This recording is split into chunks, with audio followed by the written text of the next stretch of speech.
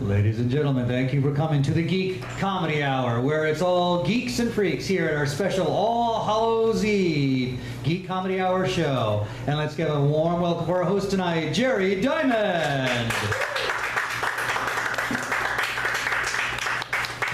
Thank you. How's everybody doing tonight? Boy, you hear the word geek, you're like, really? Are we in the wrong place here or what?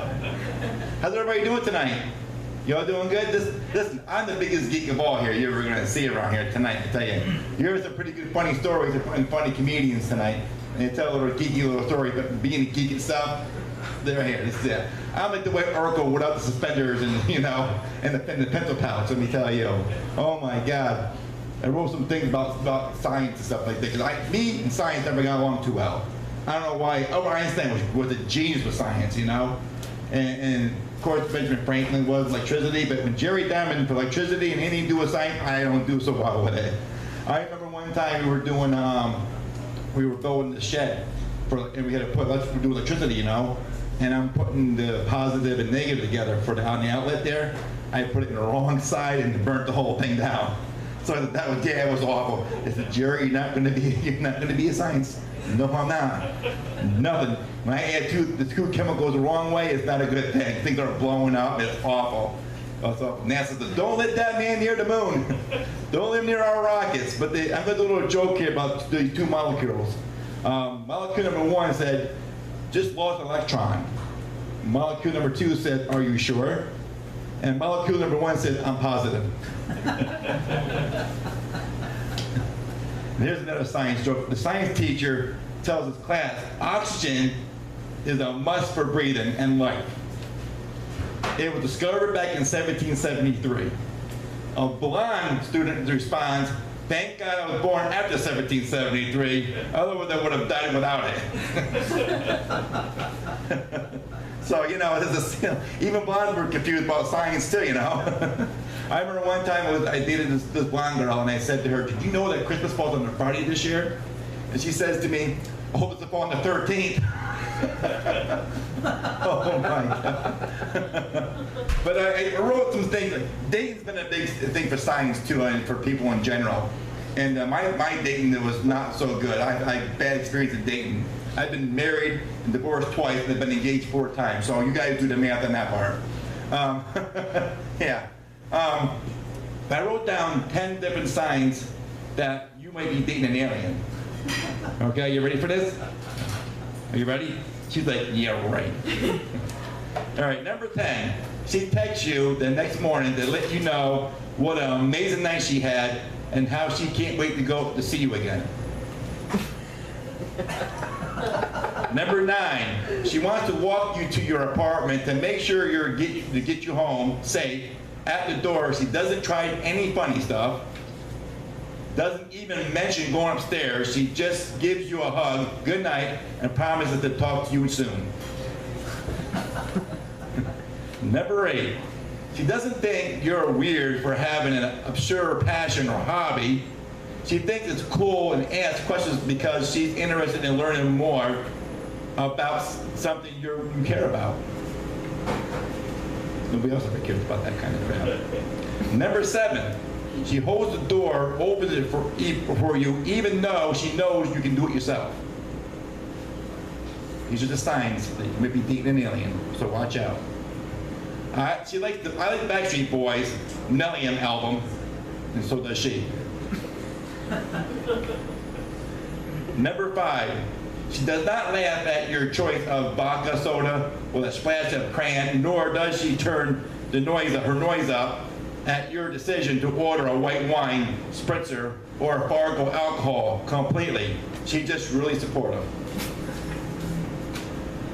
Number 4, she listens as you talk about things you're passionate about or interested in without rolling her eyes or trying to change the topic. Hell, she's even going to join you in the conversation and also questions she as an active participant in your conversation about Lord of the Rings. Number 3, she laughs at your jokes in a non-ironic way, like she actually thinks you're funny. That happens to me a lot. Even dating a regular girl. Number 2, she makes eye contact with you and doesn't look away when you're telling an intense, deeply personal story. She makes you feel like she's there with you. That's pretty creepy. And the number one sign that you might be dating an alien, she tells you she's really excited for the date and can't wait to see you. Those are the 10 signs that be dating an alien, ladies and gentlemen. All right, so are you guys ready for your first comedian tonight? First geeky comedian? I want to hear better than this. Are you guys ready for your first geeky comedian tonight? Thank you. God, that's the weather. Good Lord. Some weird science going on tonight. Good Lord. All right, your first comedian. Your next comic has more podcasts than he has friends. Host of the Written Idea Workshop, co-host of Radio Leary, and Cajun Comedy. Please welcome the very funny Ryan Anderson, everybody.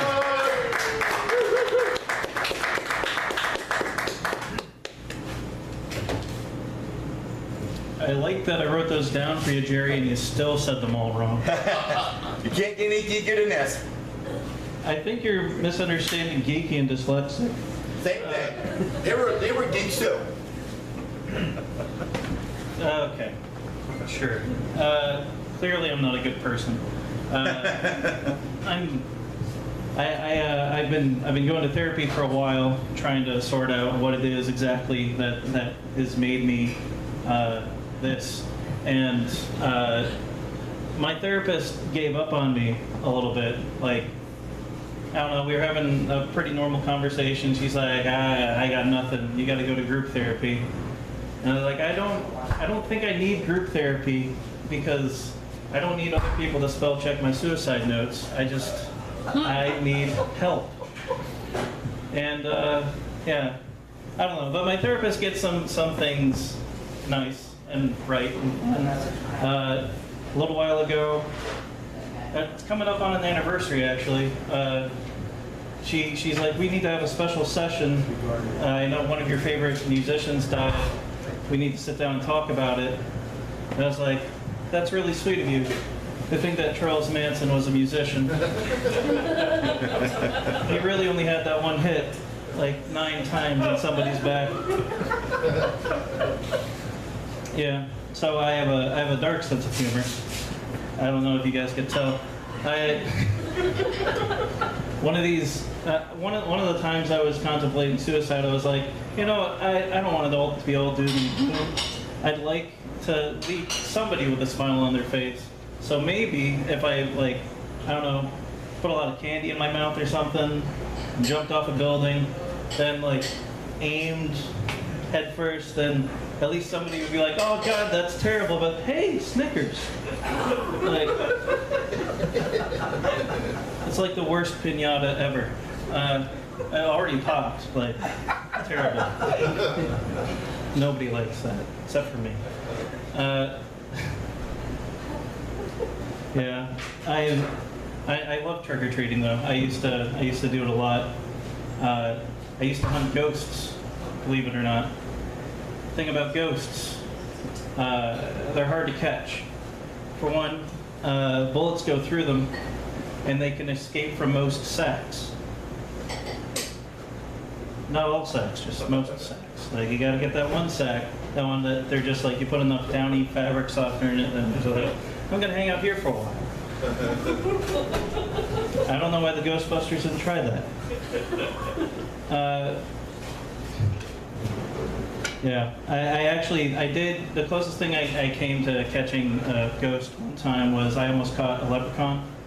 I was about yay, not Yeezy, but yay, and I was with a bunch of friends, and we were told that, because we were dumb little kids, that all our toys were mysteriously disappearing. It wasn't because there was a neighborhood bully that was taking them from us. It was because there's a leprechaun in the woods, and if we all gather together, we can go get him and get our toys back. So all like 6 of us, a bunch of little kids, we gather up all the metal objects that we have around us, because you know metal and leprechauns. clearly. That's the only thing that they dislike. And we go into the woods, marching into the woods at the terrifyingly dark hour of probably like 7 o'clock in the evening. And we get about like a quarter mile into the woods, and we hear a rustling in some bushes. One kid has a flashlight, big metal flashlight. One kid has just like a little pocket watch thing that he was like swinging. Another kid had a bike chain. We kind of looked like the worst warriors. One kid had an actual bike, and another kid had a pocket knife, and one kid had a cross. I think that's. I'm not a math guy. Anyway, so hear this rustling. None of the guys with like offensive weapons does anything. The kid with the bike throws it at this tree, and we all start running. And a little ways down this dirt path, one of the kids starts screaming, "Oh God, he got my leg! He got my leg!" And we left him. We went back later and dragged him out, and it turned out what had got him was the pocket knife that he was carrying wrong, just right into his leg. So the bunch of us weren't allowed to have sleepovers for a while. I like scary movies though. I like being scared. I don't know why. My therapist says it's because I'm not man enough to get into autoerotic asphyxiation. Jerry, you've infected my Smyth. But my favorite superhero is one that'll never ever have a movie made of him. Dead Man. Have you guys heard of Dead Man? Yeah. I love Dead Man because he has a superpower I'll never have. He was a gymnast before he died, which means he can suck his own dick. I can't. I've tried many yoga exercises. Doesn't work. The other thing that I love about Dead Man is that really he's just Casper in a unitard. Like, how lazy is that? Like, DC was like, Casper, friendly ghost? Nah, friendly superhero. No, I don't have a good punch for that. It's okay. I'm learning to hone my instincts a little better though with all this therapy. A little while ago, I know Comic-Con happened, and I don't know through news reports or anything. I know because of my internal sensor that all geeks have. Anytime there's a Comic-Con on its way, you start building up that reservoir of semen just in case. There's that new Star Wars trailer, and I was in the middle of this hooker that I rented, and just halfway through, just blew through her back like a shotgun, and I was like, oh, a new Rebels trailer came out. And I'm like, she didn't appreciate it, but I was satisfied in knowing that there was some new Star Wars content. That's another thing. I don't know why hookers are so looked down upon. They're like pretty much the last Blockbuster. Like, they're the only service you can still rent reliably. You can't own a hooker, you can only rent them. That's just a meditation from me to you. The last time I was at band camp, I never was allowed at band camp. They heard about my leprechaun story. So I don't know how much time I have left. I forgot to look, but I'll leave you with me screwing up this microphone a little bit more, and then just because we're in the Halloween season, this is the closest thing to a religious holiday that I get into. I know you guys are probably looking at me like, he's not into any real religion. I'm like, it's not a real religion. Like, I'm not I'm not much of a practicing Satanist. I'm more of a Latter-day Satanist. Like, it'd be worse if. There you go. Thank you. It would be worse if I was a Latter-day Satanist coming to your door every day and being like, "Gung, gung, gung. Have you heard the good bad word? No? You guys want to go to hell? Free guac? Little known fact, Satan's got free guac." There's a thing that we like to teach everybody at the temp. No, we don't even have a temple. It's more like a Starbucks back room that people don't really. Satanists aren't very organized. But we have a chant, and I would like to teach it to you guys to brighten your evenings, and you can teach it to the kids coming around this Halloween. It involves clapping, so if you guys want to clap with me, ready? Yeah. Clap, clap, clap, clap, clap, clap, clap, hail Satan! That's all I got. Have a good night.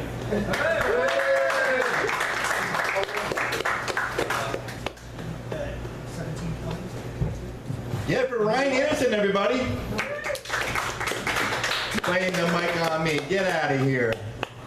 I thank my English teacher for my speaking. I want to take it back crying. We were always closed. Oh my God. I tell you, I don't like anything to do with the Halloween scary movies. And I blame this on my mother. And I'll tell you what happened. Many years ago when I was a little Jerry, okay? But I was like, I don't know, 12, 13 years old. My mother made me stay to watch this Halloween movie, okay? It was called In Between the Walls. And it was okay for a while, okay? And I lived in this countryside, I lived on a dairy farm, my dairy farm. And there's a road, a main stretch road there, and tractor trailer, the cars going by all the time. Well, this particular night, okay, I'm sitting there watching this scary movie with my mother, Between the Walls. It was there people were trying to make love, and there's people on the other side of the wall, but no one was there. There were dead people in this house that died. They were murdered. And so we're watching this movie, okay, and all of a sudden this couple are getting ready to make love because they were in love with each other. And all of a sudden at the same particular time, okay, this noise comes on the TV screen. They go, and at the same time, there's a tractor trailer going by my house going, and I jumped like 6 feet up in the air. I hit my head in the ceiling. I ran upstairs going, I'm never going to watch any more movies. Ah! I hated my mother for making me still watch that movie. Because before that, I love watch Halloween movies, you know, but not anymore. I can't watch Halloween cartoons because they scare me. Even though they're not, you know, they're not real, but still. So, are you guys ready for next comedian? All right, this next comic, Chris O'Leary, is a well-regarded comic throughout, thank you Ed, the Capital Region, and performs frequently at the Comedy Works and numerous showcases throughout the New York State. Ladies and gentlemen, the very funny Chris O'Leary.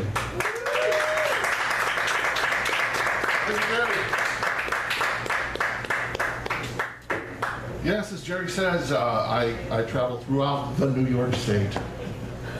Hi, good to see you all. You know, they say two's company and three's a crowd. So, somebody asked me about the show, I could say, it's a crowd. It was like actually two of them. Two crowds, literally 2.5 crowds here tonight. Holy shit, I'm a little nervous. Wow, okay. So, first of all, I'm going to talk about Halloween. And the first thing I want to say is, look, if you're going to a Halloween party, and there's someone there who's dressed like Judge Kavanaugh, stay downstairs.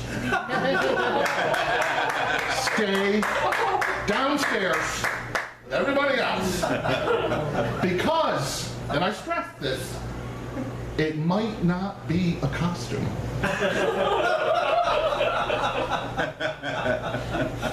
Careful. Don't you know, like, Ruth Bader Ginsburg probably carries that gavel with her wherever they go. Just in case he's gonna try some. I practice with shake weights. Try me, Judge Ravenstein. But, you know, I love Halloween.